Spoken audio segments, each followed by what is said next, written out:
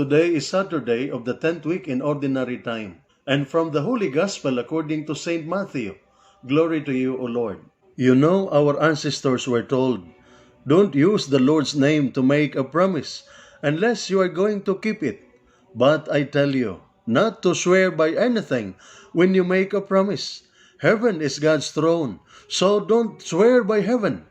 The earth is God's footstool, so don't swear by the earth. Jerusalem is the city of the great king, so don't swear by it. Don't swear by your own head. You cannot make one hair white or black. When you make a promise, say only yes or no. Anything else comes from the devil. The Gospel of the Lord. Praise to you, Lord Jesus Christ. Lying has become endemic in our society. People lie in small and big things. Children lie to their parents. Men lie to their wives. Witnesses, even the so-called whistleblowers, lie even under oath.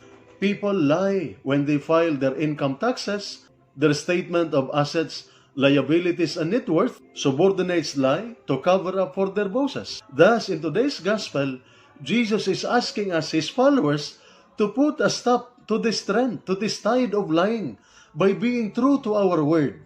Jesus said, say yes when you mean yes. Meaning, he wants us to be truthful so that there will be no need for oath. Oath are not necessary in a community which practices righteousness. And this is Salita ng Diyos, ang ating gabay. Let us pray.